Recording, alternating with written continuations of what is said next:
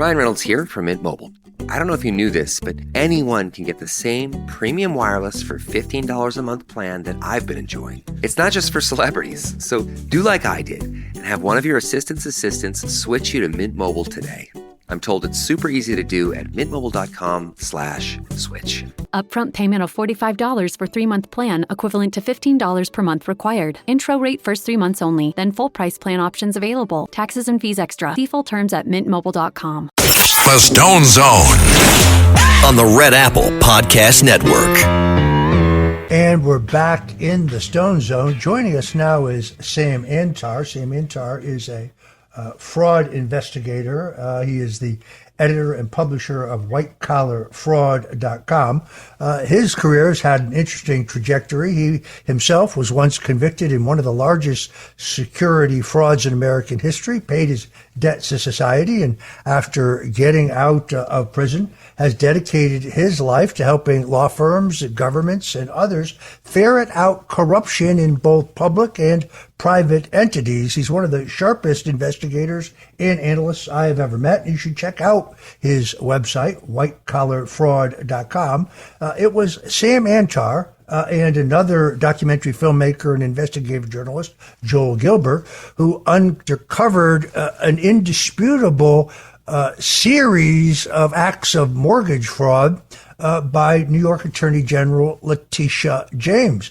Letitia says it's all politics. There's nothing here to see. Let's listen to Letitia James.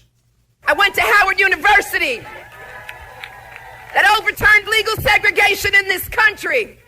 I've been taught in those classrooms what Thurgood Marshall once taught. I'm not afraid of no president. Donald Trump, we're ready for you. We're coming for you. That sounds to me like a woman who's in full panic. Listen to her here. It's that stone of hope that gives me a fire in my belly each and every morning. It's that stone of hope that allows me to wake up and to stand to Donald Trump and to say, Donald Trump, I'm not afraid of you. I smell panic is what I smell, because she's guilty and she knows she's guilty. The documents prove he's guilty. These are not allegations. These are not claims. These are not assertions.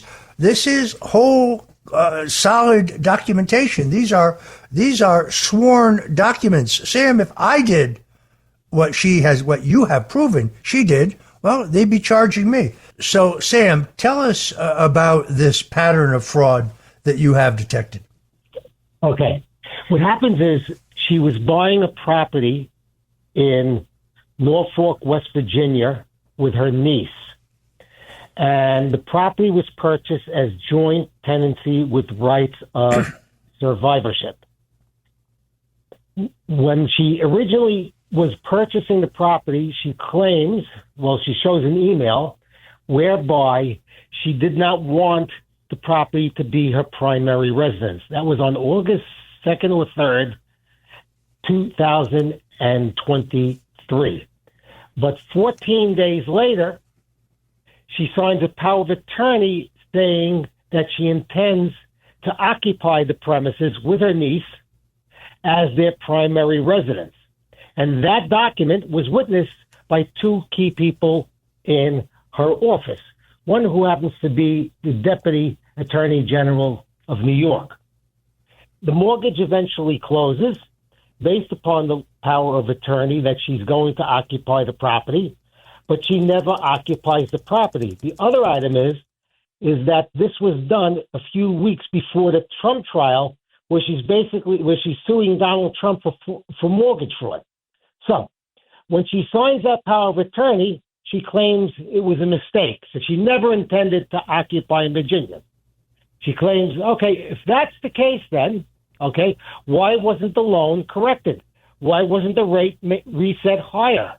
Why wasn't anything fixed? Because she had the benefits of a loan that was underwritten based upon the fact that she was going to occupy the property with a niece, and she didn't. So it's not a mistake. So just to clarify this, by claiming that the property would be owner occupied by she and her niece, not either, but both, she got a lower mortgage rate. Is that correct? That is correct. Also, probably lower insurance, but that's another thing. So she's saying it's a mistake. if it's a mistake, then why wasn't it corrected? Why was the mortgage underwritten based upon her sworn statement, which was a sworn power of attorney, which said that she was going to occupy the property? All right. That is her main problem. The other problem, and as you have pointed out, if she made the Virginia property her principal residence, which she signed under oath a power of attorney saying she would do, she would be legally ineligible to be the Attorney General of New York. And I checked the law. Immediately upon her declaring residency in another state, the seat would be vacated. And then, of course, if she signed a document saying she would move and she didn't, well, then she is guilty of mortgage fraud. Continue. Okay. Now, her lawyer, after the Justice Department referral, in other words, the FHFA, the Federal Housing Finance Administration, referred this case to the Justice Department, her lawyer wrote a letter of response saying that there was another document that was filed after the power of attorney that was on August 17th. So you have an email that says that she's not going to occupy it. I'm sorry, she has an email saying she's not going to occupy it on August 2nd, August 3rd. She has on August 17th the power of attorney that contradicts the email. And then he has this third document that he refers to that also says that she's not going to occupy the property after she said she was going to occupy the property. However, when he did the letter to the DOJ, that third document, which was subsequent to the power of attorney, he points to the email that was dated before the power of attorney. In other words, the claim that there was another subsequent document, that document never existed. In fact, she doesn't even refer to it when she did that power breakfast yesterday in her speech. In other words, that excuse now disappears. So Lowell's timeline is completely garbage. It doesn't. It is completely discredited, so to speak. But in any case, even if she signed a third document subsequent to the power of attorney that contradicts the power of attorney, it wouldn't matter because the mortgage is underwritten based on the power of attorney. It is interesting to me that she claimed to have this document, which no one has ever seen, and the New York Times just wrote it as a fact, even though I doubt they've ever seen it because, well, it doesn't exist. Now, there's another issue, although I should point out the FBI Director Kash Patel has now confirmed his agents are actively investigating this mortgage fraud case and reporting directly to him and to Deputy Director Dan Bongino. There's also a credible report that a federal grand jury has been convened in Virginia to examine Letitia James' actions in this particular matter. Now there's a different issue, and that is her qualification earlier for a so-called HAMP loan, which is a loan of which you get a mortgage for an investment property.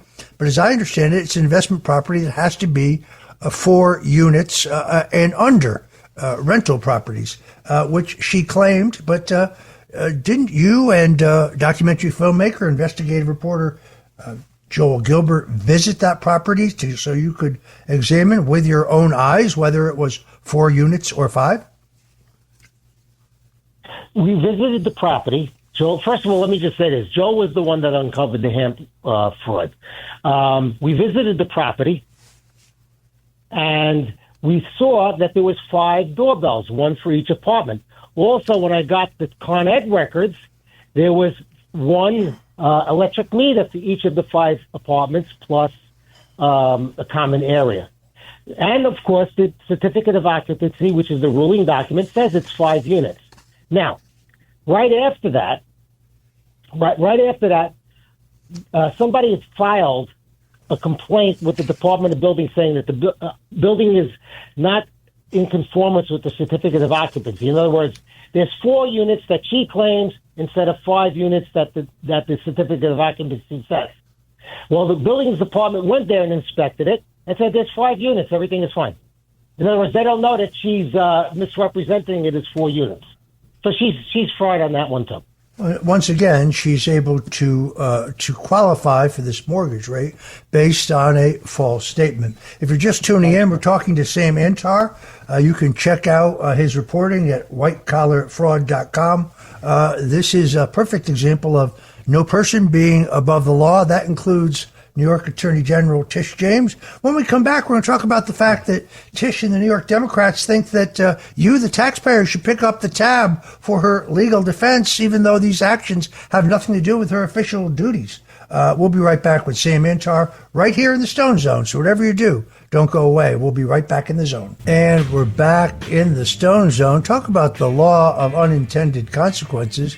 When the New York State Legislature amended a state law to extend the statute of limitations so a woman named E. Jean Carroll could accuse President Donald Trump of a sexual assault, little did they know that there would be subsequent sexual harassment and assault cases filed against Mayor Eric Adams, Governor Andrew Cuomo, and Senator Kevin Parker. Parker now says the law, which he co-sponsored, the amendment, is unconstitutional. How about that?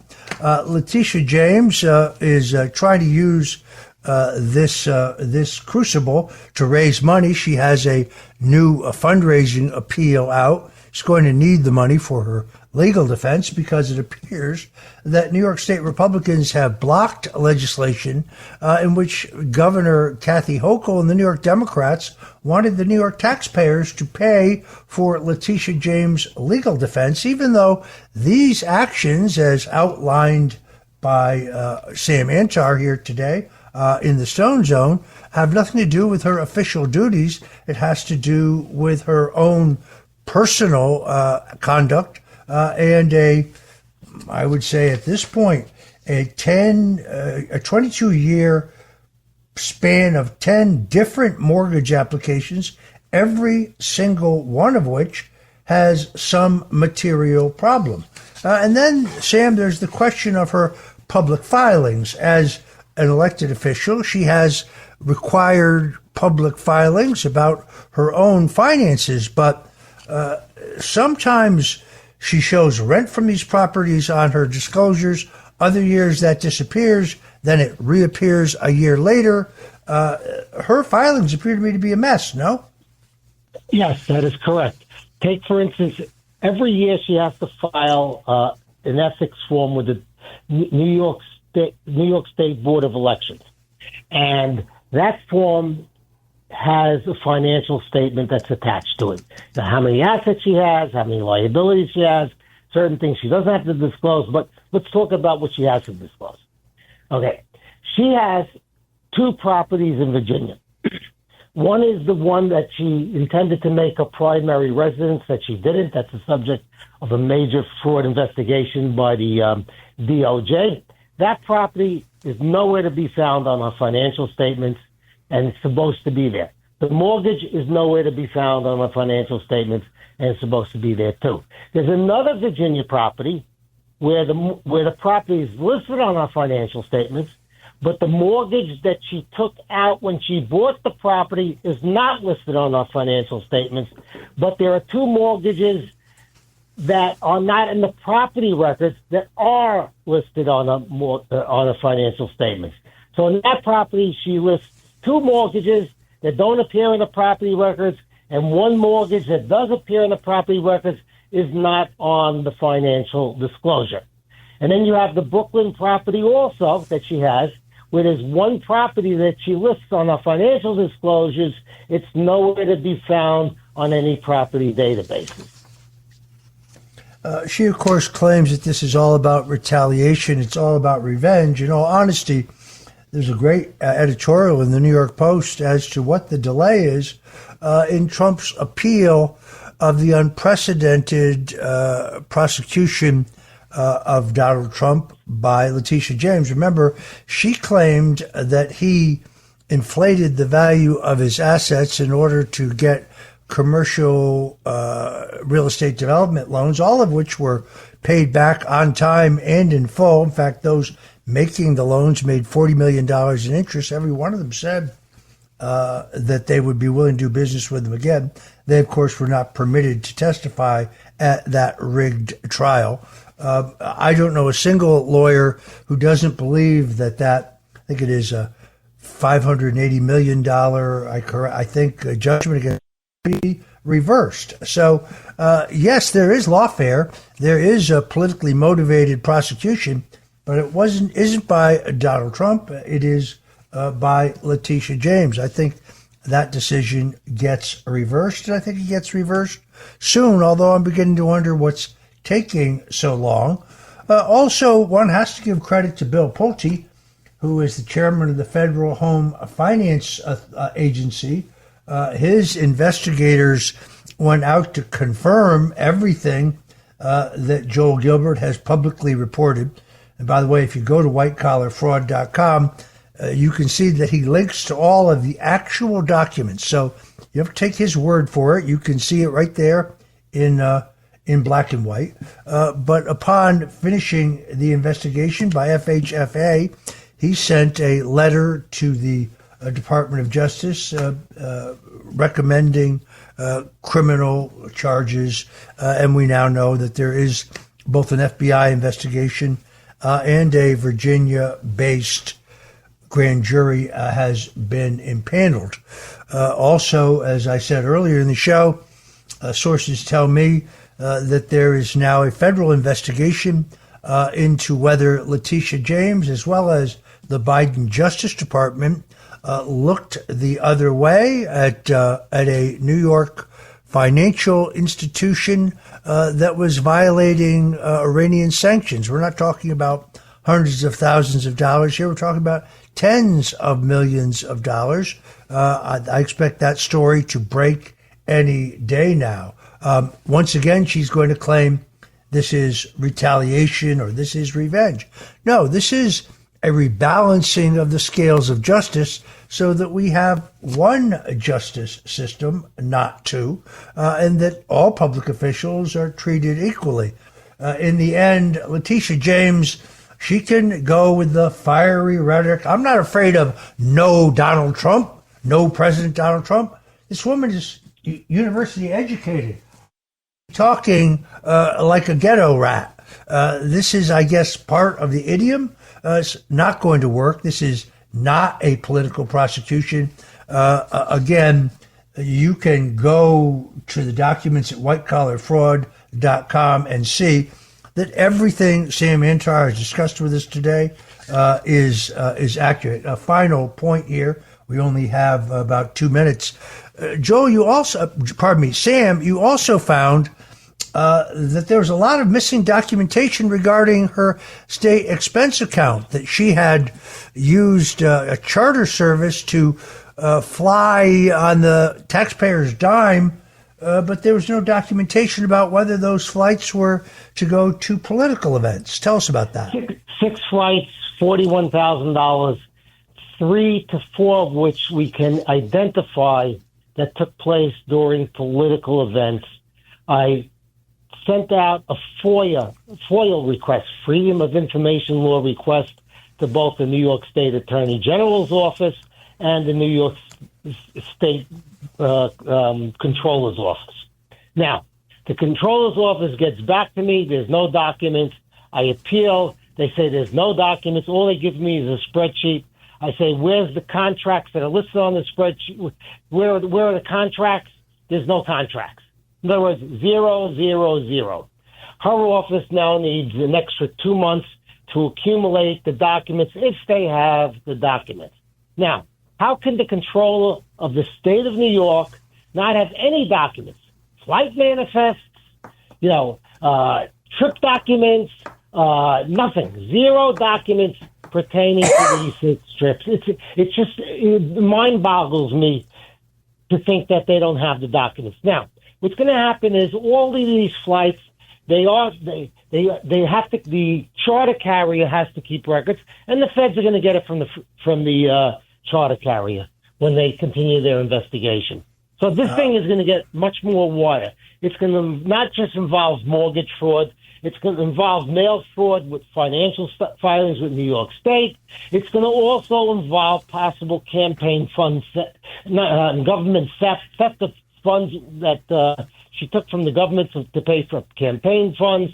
It's also, I've seen some articles about the sex abuse scandals that she covered up in her office. This lady is in for a long, long run in prison. Well, remember, no person is above the law. All right, I'm going to thank our guest, Sam Antar. Urge you once again to check out his website, whitecollarfraud.com.